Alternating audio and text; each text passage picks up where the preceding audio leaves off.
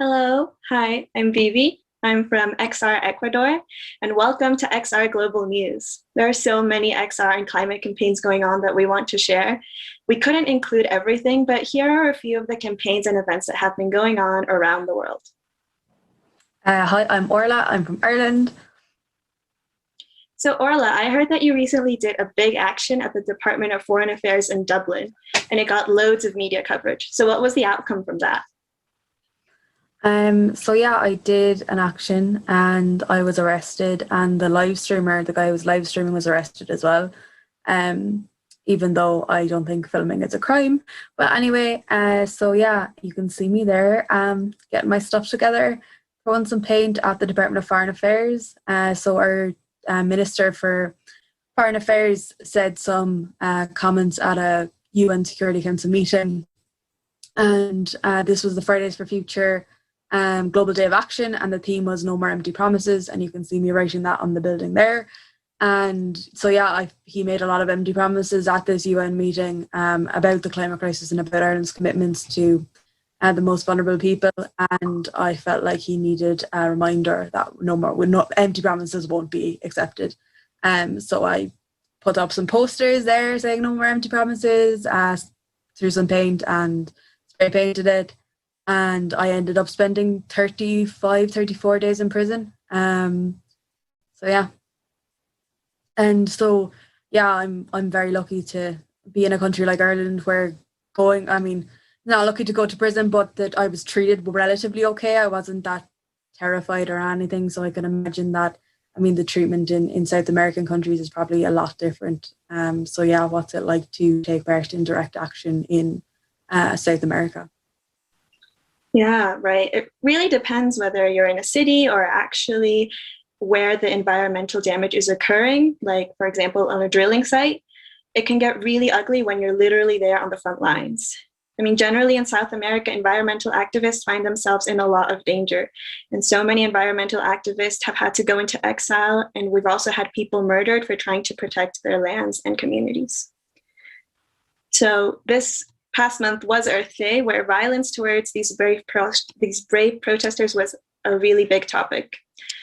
On the 22nd of April, environmental groups came together for actions around the world to draw attention to this.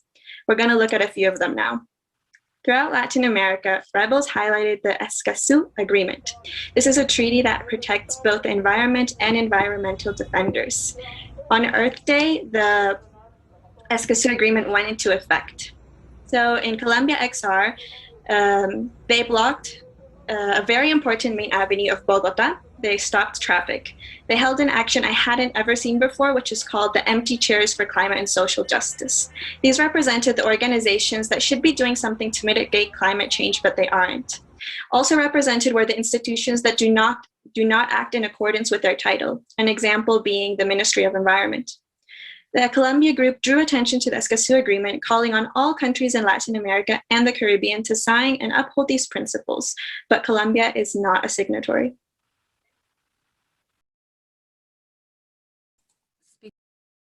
Countries who have not signed the Escazu Agreement, Venezuela is another one. And on Earth Day, young activists and students, along with the Extinction Rebellion, demonstrated in 6 cities throughout the country in Venezuela to demand that Venezuela should join the agreement.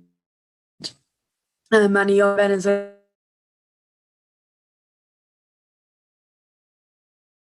to be transparent about illegal concessions given to oil and mining companies. In Mexico City, Earth Day action was also in honor of murdered environmental defenders. Their slogan was, "Let's speak and act for those who can no longer." The crosses in the action were in memory of those who have been assassinated for defending nature, their land, and their people, and the flowers were in gratitude for their struggle. The rebels stated that though the Escazu Agreement has been signed, and it looks great on paper, the Mexican government needs to actually fulfill what it has committed to. And another thing that happened on Earth Day was in the Pacific Islands, students fighting for climate change, as well as the World Youth for Climate Justice, launched a music video called "The Islands Are Calling." And these young people are fighting for climate change to be recognised as a human rights and international justice issue, which it definitely is, and so we should recognise it as such. And they are aiming to take on the world's biggest problem, which is climate change, and taking that to the world's highest court, which is the International Court of Justice. They're working along with many partners, including XR Aotearoa, New Zealand, and XR COP. And it's incredibly inspiring to see that the most vulnerable countries and the people who have done the least to cause this crisis but are on the forefront of it are leading, as they should, in this legal challenge. So let's have a look at the clip of their music video.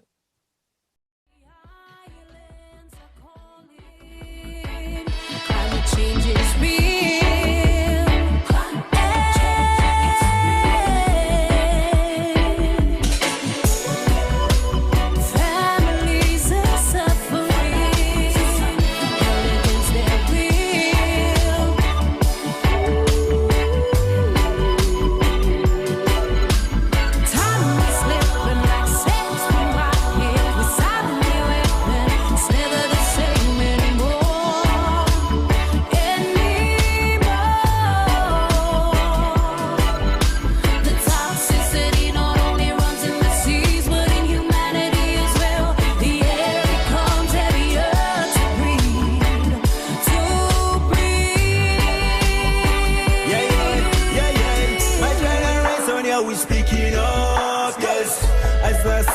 Rising up now, my heritage now under threats like never before. If you may not stand up now, then who now best stand up for you, mate? And we must act and take action now. We can't go run like a refugee.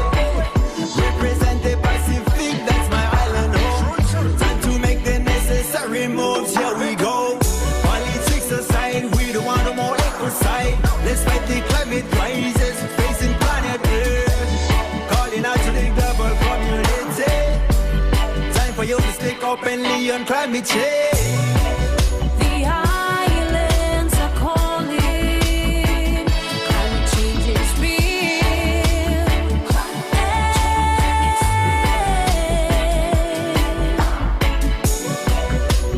Families are suffering. Held against their will.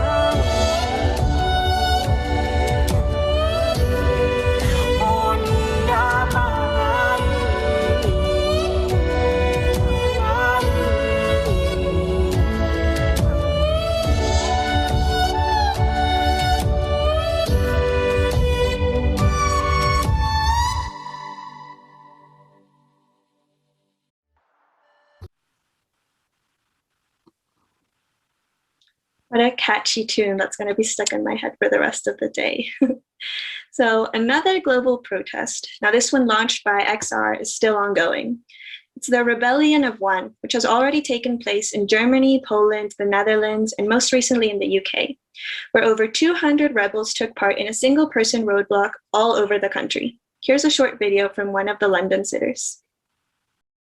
I'm sitting here in the road today on the second anniversary of the United Kingdom Parliament declaring a climate emergency. And since that point, there's been no real action. They've committed to build new coal mines in Cumbria. They've made promises but have had no follow through. And we're seeing the effects already of the climate crisis unfold before our eyes, and we're ignoring it because we're too afraid to look it in the face and understand the science. We need action, and we need it to happen now. You see all the way down, all the traffic and everything like that. You're causing a willful obstruction behind me because you know what you're doing. I will move off the road. I know. I'm not going to stand and discuss that. You want to be arrested? This is going to make no difference. I will I'll move off the road. Do not. That's all right.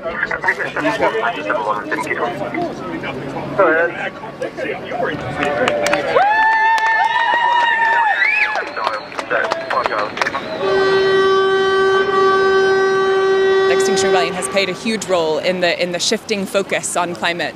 The government will never admit that. A lot of the public will never admit that. But over the last 2 years, since especially the April Rebellion in 2019, there's been so much more attention on climate, and that's what disruption does. Whether you're 200-fold or one, causing people to stop and pause their daily routine and think, what's happening here? Something's different.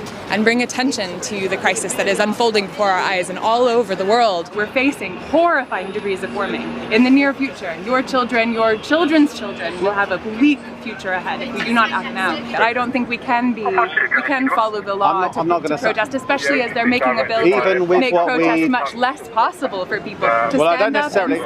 Well, I've got a lot of strong views on a lot of things. You do. I do, but I'm not going to stand here and tell you what my views are on certain bills and certain practices.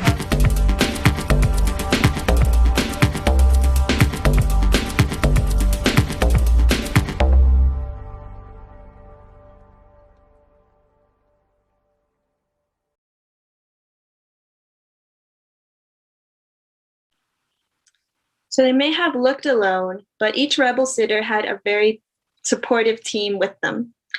And each blockade was a result of weeks of preparation and a great deal of personal bravery, as we just witnessed.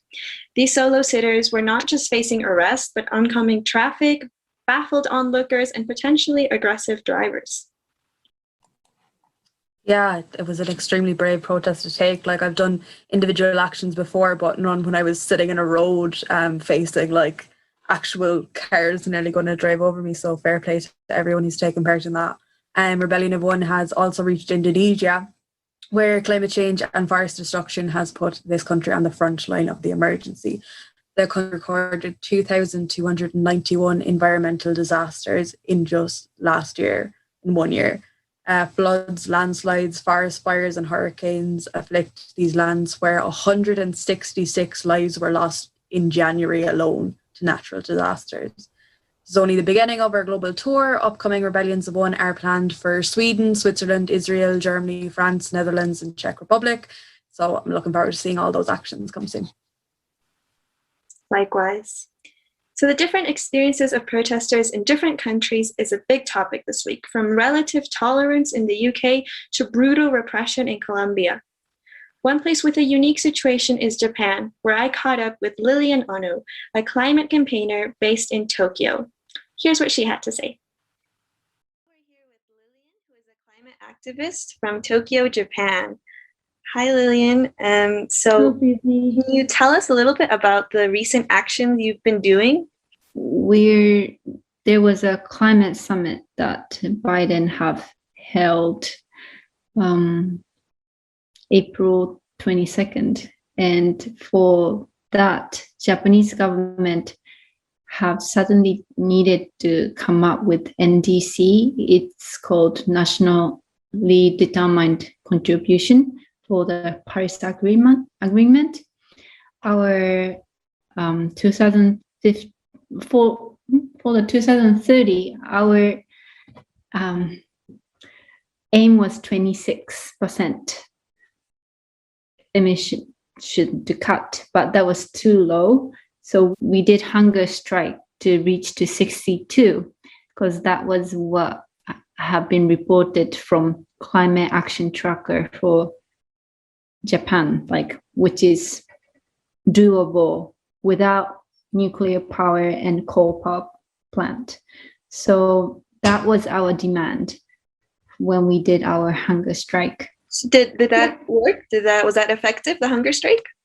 More people got serious with joining climate movement, and until we did this hunger strike, no one have a chance to even see the number 62 on the media, because no one was taking action no one was saying that this number is possible.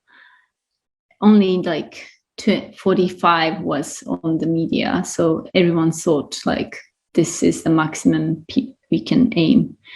So in that way, we did succeed with spreading the message, but Japanese government said we're gonna aim 46, which is like totally low, not enough for reaching Paris Agreement. So in that sense, we didn't succeed. Well, I think it still sounds like a really successful action. And what about the other actions? I heard about a petition and something to do with a bank. Japanese mega banks, which is Mizuho, Sumitomo, and UFJ.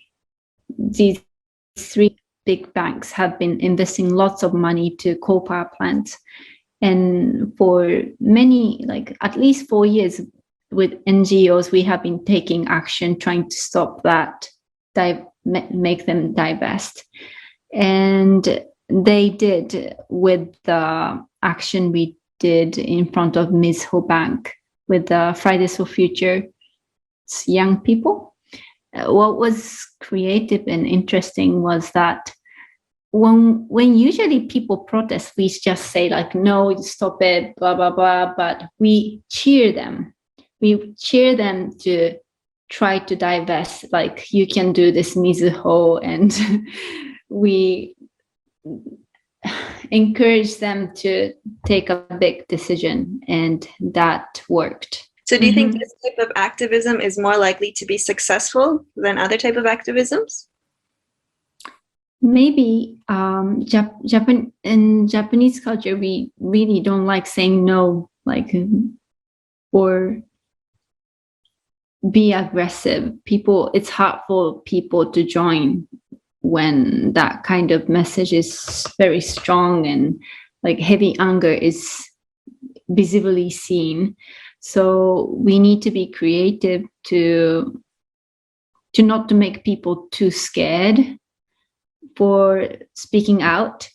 And that's something I have been trying to be creative with, even though when I did hunger strike,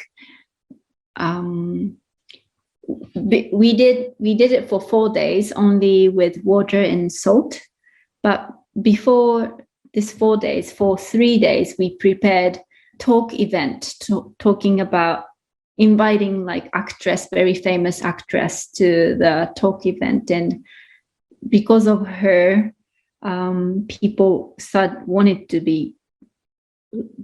do more of learning of what climate change is and how our life is making this terrible, and the reason, so that people will understand why we are doing hunger strike. And so we made this step by step for the people to join the movement. And on the last day, for 24 hours, we encouraged people to do the hunger strike with us.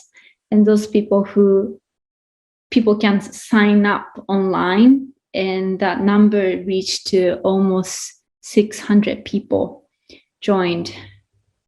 Yeah.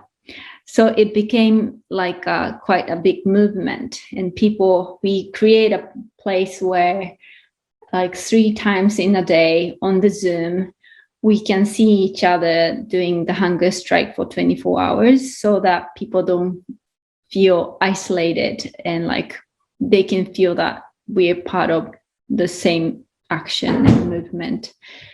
And that really worked, because those 600 people, not all of them, like many of them they hesitate to go out on the street speaking out. But this hunger strike, they can stay at home and they can demand, just not by eating anything. So in that way, we could do that. We kind of show them that to demand something, it doesn't always have to be like strong, like big voice, or So, and that's how we have been trying to be creative and include more people to activism. That sounds great. And another thing you mentioned was a petition, right? Does that also have lots of people behind Right. it? Or can you tell us the story about that? Yes, inside the petition is the same as what we did for the hunger strike, but plus it says about let have a space for the young people where we can hear young people's voices in for the decision making process. And about 160,000 people at least signed the petition. 160,000 people. That's amazing. You got a lot of people to sign that petition. That's quite big number for us. Not enough to change policy, because in Japan we say we need at least 3 million signs to change any kind of policy. So we really didn't reach to that point. But this climate movement is still growing. It's still very small. So in that sense, this number is quite big. And while we were doing hunger strike, we went to the government and gave the petition. That's like such a powerful number to keep growing, and it's going to keep growing worldwide. So I think that's great. And actually this petition, it was our first time that whole like environmental NGOs and also not NGOs, but different kind of community really collaborated together to gather this petition. And any organization wasn't, and there wasn't any one single organization that led this petition. It was all of us, different group got together and reached to people. So that was in another way of gathering the power. So that was working together as a group is amazing. So what is something that's next on your agenda? What is something people can get involved with there in Japan or worldwide? I know that X are gonna be doing something for G7, and we're thinking of joining that action also. Another thing that I'm preparing is there's this Japanese culture called para, and we're creating this special dance to have the message that we want NDC to reach to 60 and no coal and blah blah blah with dance. And that's something I'm preparing. Well, the petition is still on, so those people who saw this video can sign the petition. Yeah, sounds great. Let's do the action for the G7, which is coming up on June 11th. So join any action that you can reach to by your local places. And also you can join the petition for the Japanese government. So please check that too. And in general, we really need to stop climate crisis, and together we can do this. So let's keep taking action. Yes, thank you so much for the interview, Lillian. We'll talk to you soon. Thank you.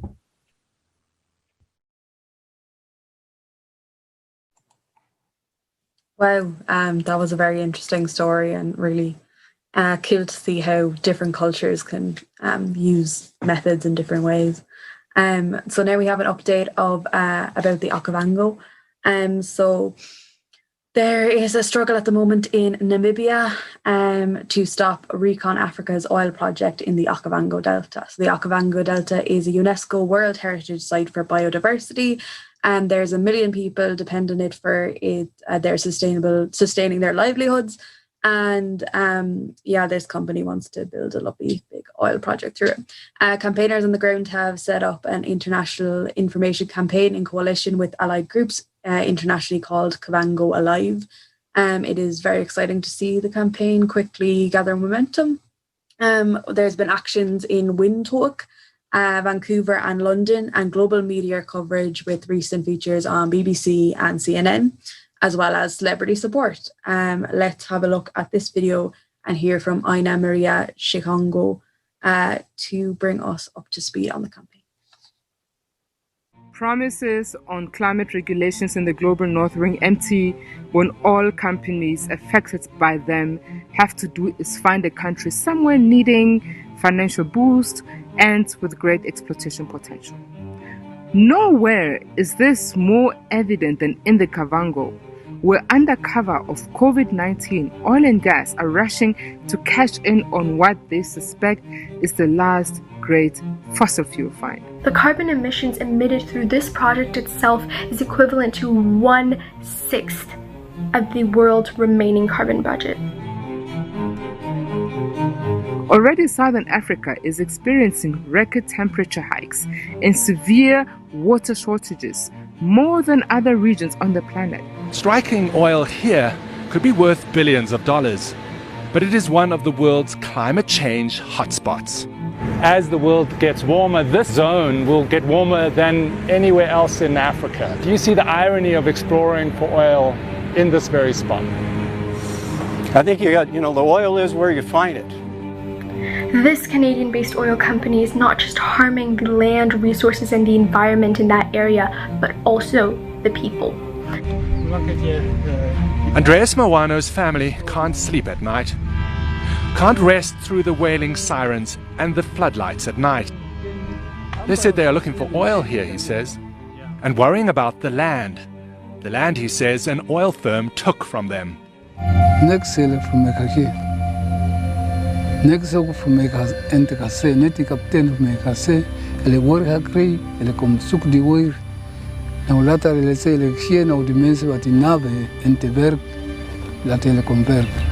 Recon Africa came into the area without any kind of consultation with the local people at all. Put up their drill site inside the mango field of a local resident, but had done this on the say-so and authority of the governor. The problem is that legally the governor has no say-so in the expropriation of land.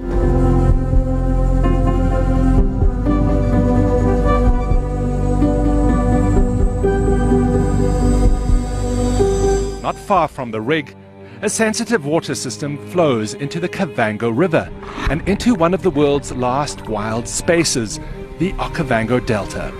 Environmentalists and scientists told us Namibia should focus on renewables and not risk a polluting industry they say is dying. What Recon Africa will leave, or the state that Recon Africa will leave Namibia in when they are done drilling for oil, it's not going to be their business anymore, because they have gotten what they came here for, and the rest will be left to Namibia to deal with. It will be left up to the Namibian government to make sure that people have medical care after water poisoning, food poisoning from all these oil spills. It will be left up to the Namibian government to create more employment after the tourist industry in the Okavango Delta shuts down. It will be left up to the Namibian government to deal with all the endangered species that we will have down there because of these oil spills. The list goes on. As a Canadian, this is blatantly shameful, and this isn't the first time North American-based corporations have exploited land and resources of countries in the South. That is why this Friday we join with other climate strikers around the world in demanding a moratorium on all new fossil fuel projects. Children have the right to a future on a habitable and healthy planet, whether they live in Frankfurt, Houston, Rundu, Vancouver, or London. One way you can help us put pressure on our government as the international community is by helping us sign our petitions, by creating awareness and sharing our content about what is currently happening in the Okavango Delta, and also just reading through what is available on the internet and just taking part in any way that you can in helping us stop what Recon Africa is about to do in the Okavango Delta.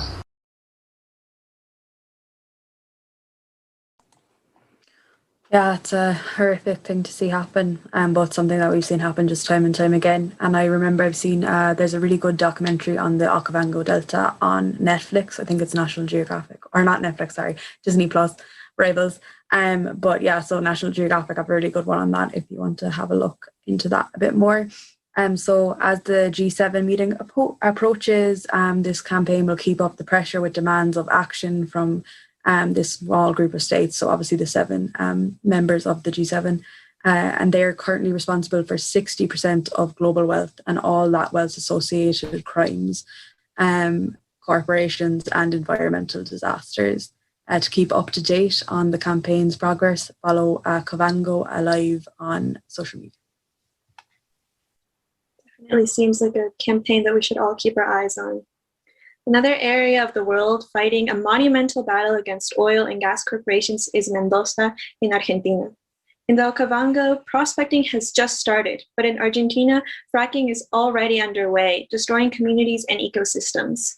For a look ahead at what could be in store for the Delta, we have an interview with Fernanda from Extinction Rebellion Mendoza. Let's hear what the reality on the ground is. ¿Por qué montaste un grupo de XR en Mendoza? Bueno, a ver, el objetivo es justamente por la defensa del agua. Mendoza, para quienes no conocen, es un desierto. Entonces hay prácticas como la megaminería, como el fracking. Tenemos el yacimiento petrolífero no convencional más grande de América Latina, que es Vaca Muerta, que realmente nos están dejando con el agua contaminada y sin agua. Nos vinieron y nos rompieron la matriz productiva que teníamos desde hace más de 100 años.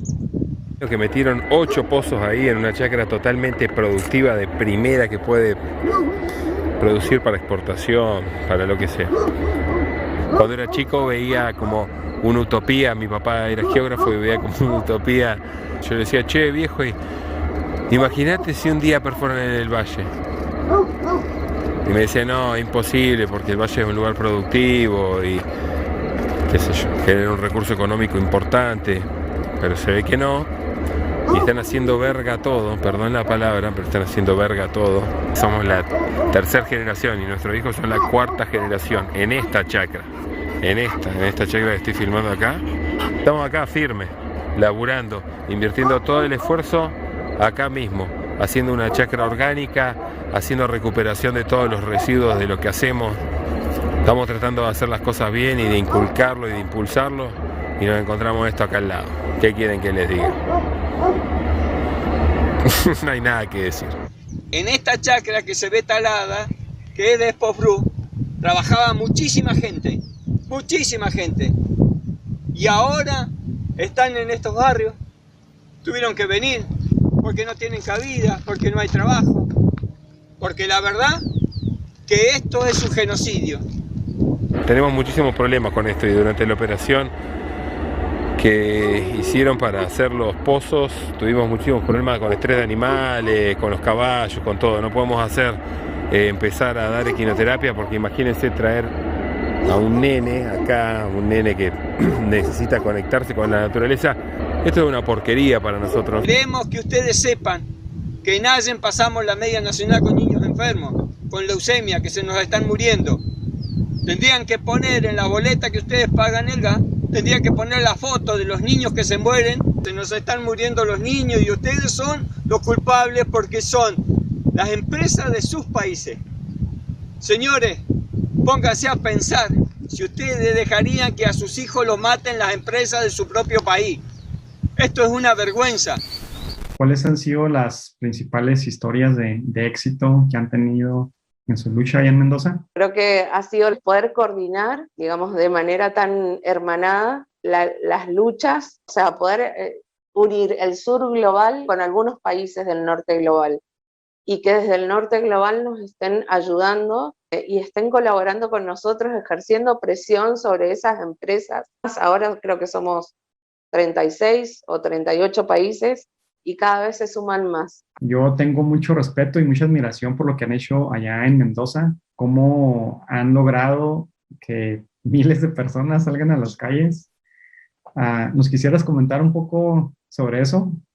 ¿Cuál es su receta secreta? Ha sido una locura. Nosotros hemos logrado movilizar miles de personas y la verdad es que el pueblo está dispuesto a hacer, digamos, lo que sea en defensa del agua, porque sabemos lo que cuesta. Por eso creo que ha sido como nuestro estandarte en cuanto a la lucha, la defensa del agua. Somos unos guerreros y defensores del agua. Sin dudas, con el agua no se van a meter. En ese sentido, ¿nos quisieras platicar un poco sobre los desafíos que enfrentan como activistas ahí en Mendoza? Sí, bueno, justamente acá en Mendoza a lo que se hace es procesar penalmente a aquellos que se manifiesten en las calles, o sea, en una protesta, se criminalizan las protestas. Bueno, yo soy una de las personas que ha sido perjudicada, que solo por llevar un megáfono, no solo recibimos multas, sino que nos han imputado judicialmente. Tenemos causas judiciales abiertas. Hay casos también de compañeros que han sido encarcelados, que son perseguidos. Yo he tenido amenazas. Tenemos a un compañero que también tuvo que exiliarse de Argentina, otros 2 compañeros que también tuvieron que irse de Mendoza hacia Buenos Aires por toda esta persecución, por las amenazas, porque de repente salís de tu casa y encontrás la rueda del coche rajada, imputaciones que te llegan a las 10 de la noche con un policía en la puerta. Bueno, la verdad es que es tristísimo la persecución y la criminalización de la protesta que hay, sobre todo para quienes nos enfrentamos a multinacionales y a empresas tan grandes que están detrás de la industria del fracking y de la megaminería, que te desarticulan también de la lucha, ¿no? Porque desde el momento en que te llega una imputación judicial y te llevan a una fiscalía y te meten ahí con los policías y te pintan los dedos, todo eso genera realmente mucha impotencia, mucha rabia. Nos metieron el dedo mojado en la oreja y la verdad que ya no va más, así que mañana vamos a hacer... hace varios años hicimos una demanda. Nos contestaron negando la operación, como que ese pozo no existiera, un corte ahí y bueno, nada. Espero que salga todo bien, porque la verdad que nos da miedo porque la industria del petróleo por atrás es toda una mafia asquerosa. Necesitamos realmente que todo esto se visibilice lo que más se pueda. O sea, los activistas en el sur global somos amenazados, son asesinados, son perseguidos, son imputados, son silenciados, son desarticulados de las luchas y la verdad es que necesitamos estar en la lucha. Eso es lo que pido sobre todo, que esto se difunda y que se visibilice. Para terminar, Fer, te quisiera preguntar, ¿qué crees que debe suceder para lograr un cambio en Mendoza? Yo creo que la única forma en que hemos visto que se han logrado cambios es la presión social, o sea, hacerles entender al gobierno, a las multinacionales que no tienen licencia social, tienen que dejar de consumir gas de fracking exportado de América Latina, y esto es sobre todo en países de Europa. La salida es global, o sea, nosotros podemos hacer mucho, pero si sigue habiendo demanda, nosotros la verdad es que mucho más no podemos hacer. Y si nos hermanamos y si juntos podemos trabajar en conjunto, creo que esa va a ser la forma de poder terminar y que el fracking ya sea una historia que se deje de contar. ¿Me recuerdas de la adicción a las drogas en Estados Unidos? Hace que en México tengamos violencia, tengamos muchos problemas, ¿no? Y esos problemas no se pueden ir si esa adicción no se controla, no se elimina. Igual está la adicción a los hidrocarburos en el mundo, ¿no? Muchas gracias por el espacio, tanto a vos, bueno, como a Extinction Rebellion, y siempre con amor y furia. Muchas gracias y espero que esto le llegue al corazón, por lo menos.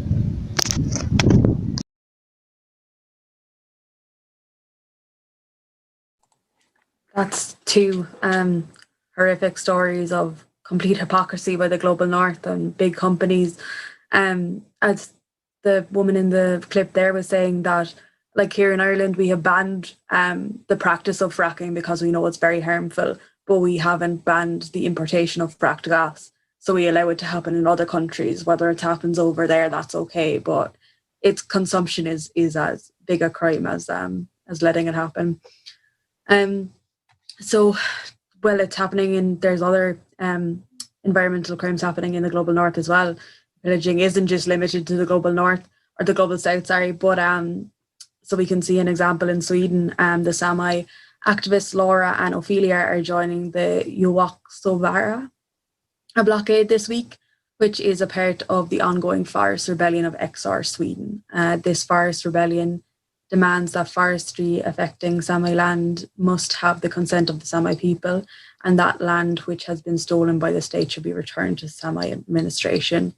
Let's watch this video where a group of activists have managed to occupy a huge view. So we're occupying this machine because we're trying to stop the clay cutting happening further down the road. So we're a bunch of people who just care about the forest and biodiversity and climate justice and social justice, and we're here because we don't believe this should be happening. So the machine is kind of standing a bit strange on the side. Maybe you can tell how this happened? So I actually wasn't here, but what I heard happened was that they were trying to drive down the street, and then an activist came and kind of stood in front of the machine, and then they tried to drive around her, and I think then she managed to climb onto the machine, so then we all kind of followed, and now we've been here for I don't know how long, maybe an hour. Yeah. I'm just gonna show that you have company.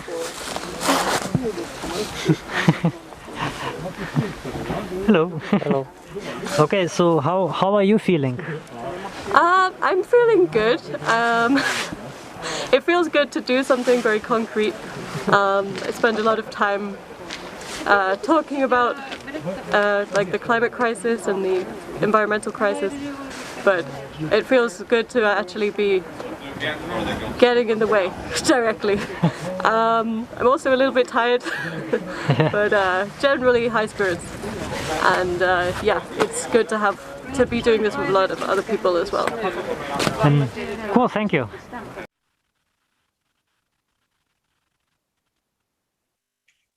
Love that. Let's keep getting in the way. So in the United States, rebels in the Capitol delivered actual bullshit to the president ahead of his climate summit. The protest was to highlight the weakness of Biden's climate plan, which falls far short of the 8% emissions reductions required to keep global warming below 1.5 degrees.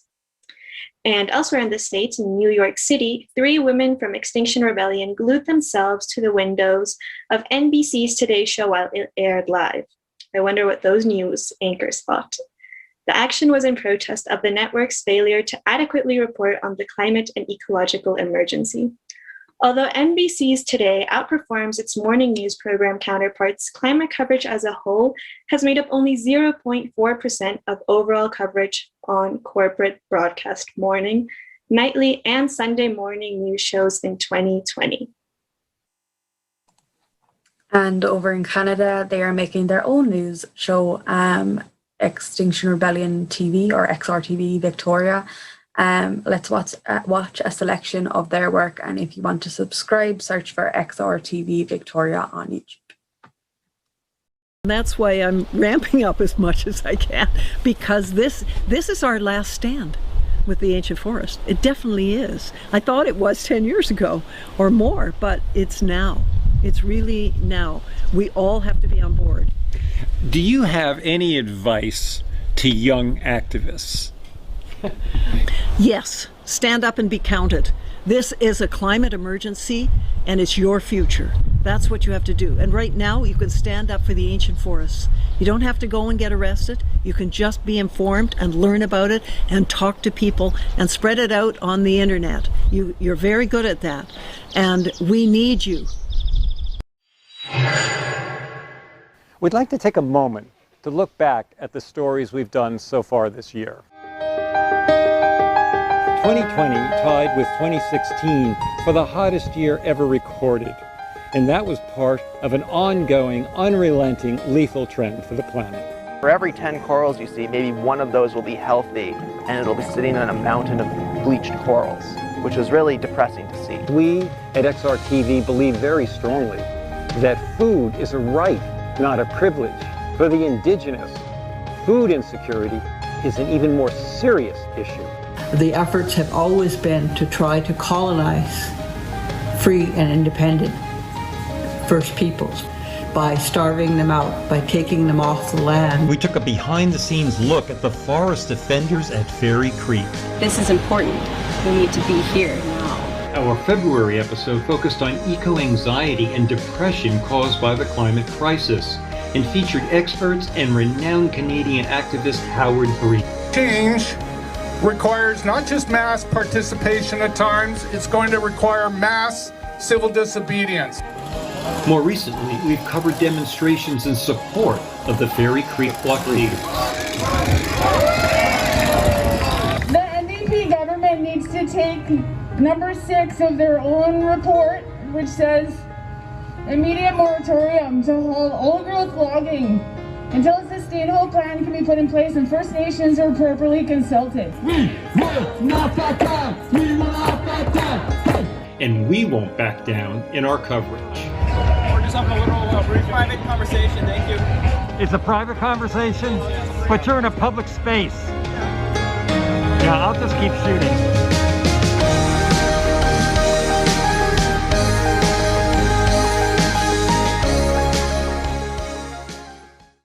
That video is part of a fundraising effort for XRTV Victoria.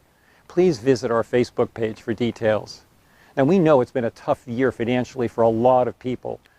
If that includes you, please do not donate. Please continue to watch, subscribe, and share the show with others.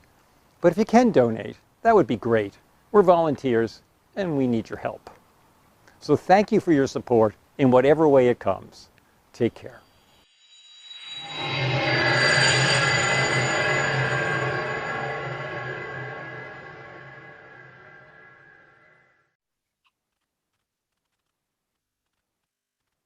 What a great example of there not being an age limit to a protest if you know how to use your skill set. So over a 2-week trial, 6 Extinction Rebellion activists in the UK faced charges for criminal damage to the frontage of Shell's headquarters, totaling more than £25,000. This was an action they'd carried out as part of the April Rebellion 2 years ago in London. After deliberating overnight, the jury delivered a majority verdict of not guilty for all 6. Effectively, the jurors ignored the legal directions of the judge and instead ruled on a moral basis. What an inspiring jury. Let's hear directly from these activists now. The jury were in tears as they delivered the verdict. And for me, this is just such an absolute goddamn vindication of the conscience of Extinction Rebellion.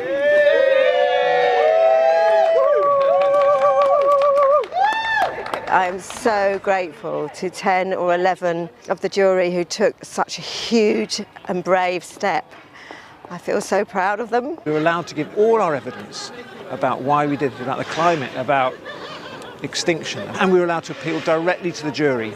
They were being shown that we were clearly guilty, but we were arguing that we weren't guilty. The honesty of people when they're not being lobbied by money, when they're not lying to get votes, they know what is needed. I made that point in my evidence. It's the nearest thing we have in the UK with any powers where ordinary people off the street, ordinary working class people, can actually make a decision that will send echoes, higher up the establishment. They completely voted for the evidence rather than for what the law said they had to do. Ordinary people maybe can be trusted to make the right decision. It's not a step in the right direction. You know, it just puts under question the whole argument of necessity as a defence. Katerina pled guilty because she is a breastfeeding mother and a mother of 3 other children. The court wouldn't allow her in court with her baby. A jury of our peers has vindicated our actions, but the British justice system has sanctioned a young mother who is defending her children and defending the planet they live upon. These police officers should be arresting the criminals who are stealing the future from our children. When we were arrested and taken to the police station, they took this officer, the policeman said, the chance of you seeing this again, sir, are precisely 0. There you go, it's all back. Our bail conditions no longer apply. We can go back to Shell. We can tell the truth to the world again.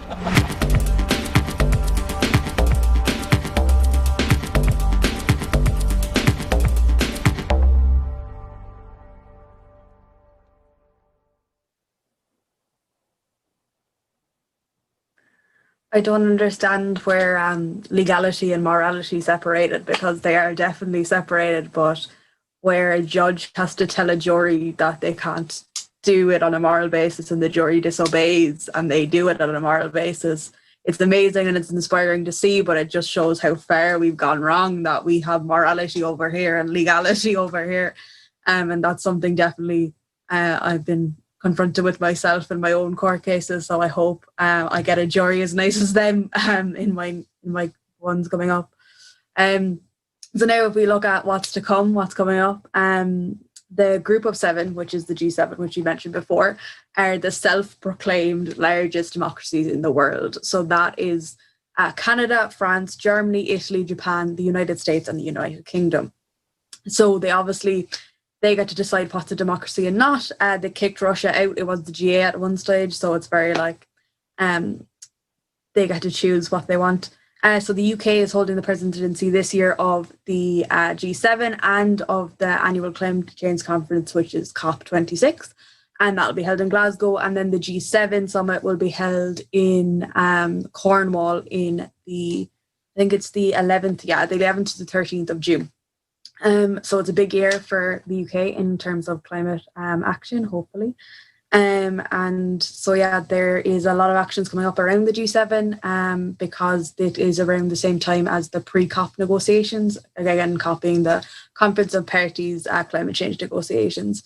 So, these are basically the fat cats having a talk about what they're going to do with the rest of the world and the climate crisis. And it's another conference of empty promises. It's nothing, I don't think there's going to be anything revolutionary come out of G7 or of COP26, but we can definitely mobilise around them to make sure that in the future there will be, and that we don't trust the establishment to do what they're meant to do or to help us in any way, but we can help ourselves. So we need to mobilise around these conferences and say, no, we won't take your empty promises, and no, we won't allow you to just lie to our faces. So there is a call out for people across the world to participate in a G7 Worldwide People's Assembly between the 20th and the 28th of May.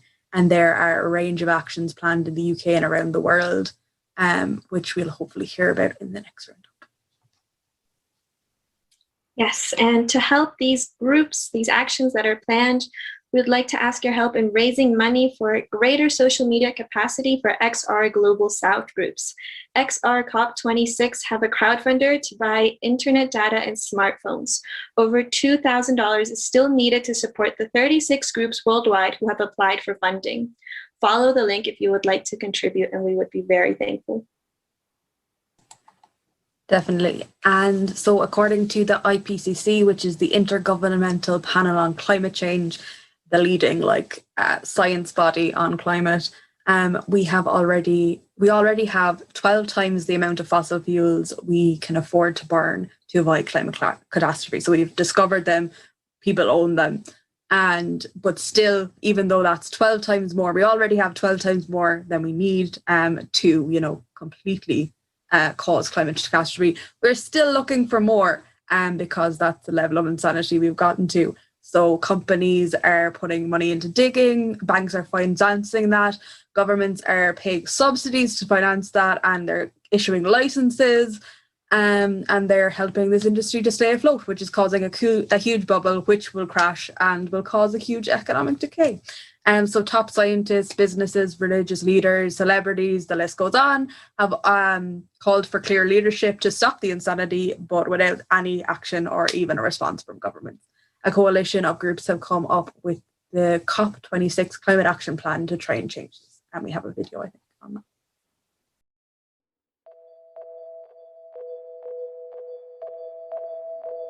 This year will define a legacy.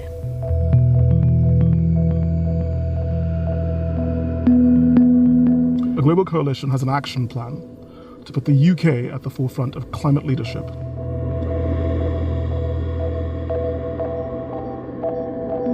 What happens at COP26 will determine the fate of our planet.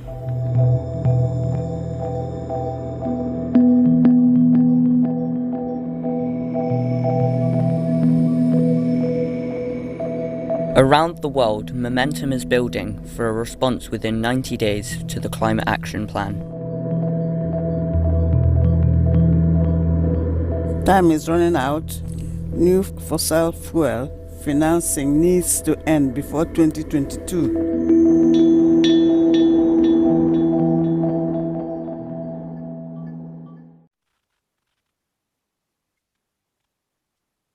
In contrast to previous calls to action, the Climate Action Plan offers a blueprint for transitioning from funding fossil fuels, which we cannot use, to funding just sustainable alternatives. It sets targets and deadlines. We'll have more about the plan as it progresses, but in the meantime, please sign and share COP26climateactionplan.com. So that's all we have for you today. We hope this has given you a taste of the inspiring work done by environmental activists across the world. If you have news that you would like to include in the next global news, please get in touch by emailing xrlivestreaming@protonmail.com. Thank you so much for having us, and please share this video with. Thank you for tuning in today, and we'll see you next time.